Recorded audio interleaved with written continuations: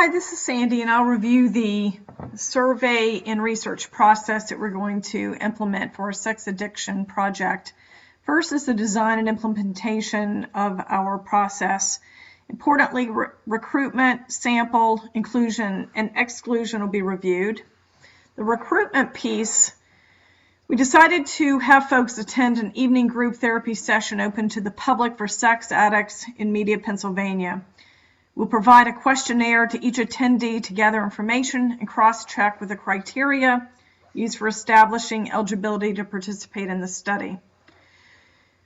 From a sampling perspective, there were a total of 40 participants at the group meeting. 30 of those participants were eligible to participate in the study based on the criteria, with the final sample including 15 male participants aged 15 to 21 and 15 female participants aged 15 to 21. Inclusion and exclusion. Inclusion, the participant is diagnosed with sex addiction as well as one other addiction, such as substance, alcohol, or other process addictions, and was diagnosed within the last year. The participants will have lived in a 5-mile radius of Media and has never received treatment for sex addiction prior to this survey. Exclusion, the participant has been diagnosed with sex addiction more than a year ago and lives outside of a 5-mile radius of Media and is over the age of 21. Data collection, the participants will be asked to participate in a 5-day study consisting of a series of surveys and testing for evaluation and monitoring.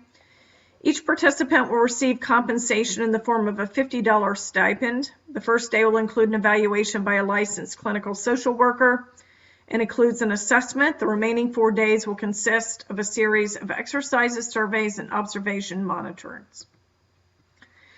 Potential ethical issues within our survey include forms of content used to evaluate and measure sexual impulsivity and consequences, including pornographic materials. Privacy concerns relating to the monitoring of individuals during research and potential displays of sexual arousal by the participant through this research, and the potential to worsen the condition of the research participant, especially those with multiple addictions such as process and substance addiction. It's very tricky in how to select treatment, and it's really important that a person suffering from sexual addiction seek professional help immediately once they understand that they might have this problem. They need to seek a trained sex addiction counselor if possible.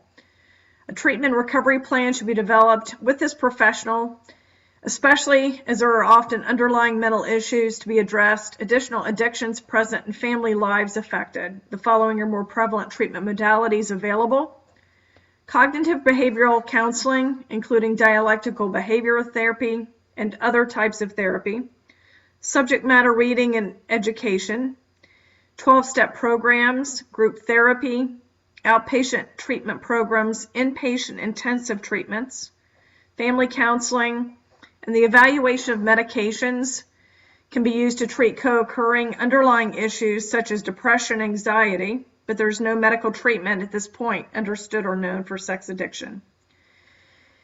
Treatment options. In 2006, Fallon reported there are 2 treatment options available for sex addiction disorder, and they're psychosocial and pharmacotherapy. Psychosocial includes programs most popular such as Sexual Addictions Anonymous, Sex and Love Addicts Anonymous, and Sexaholics Anonymous. These programs are the most widely used throughout the U.S. and are modeled after a 12-step theory practice. The psychosocial programs are popular because they're free structured, provide support to the individual, and are most well known and the quickest and easiest therapy to start for this treatment. Questions for the group include, from Courtney, prior to this presentation, what was your perception of sex addiction? And after viewing this presentation, has your perception of process addiction changed in any way? My question for the group, how will this presentation enable you to better serve the sexually addicted population? We've included 3 references for our presentation, 2 from the major articles that we used for the presentation, and to gain understanding on the subject matter and research conducted thus far, and 1 from Patrick Carnes, who is considered one of the founders and lead authorities on sex addiction. We highly recommend understanding his materials and information further. Thank you for your time.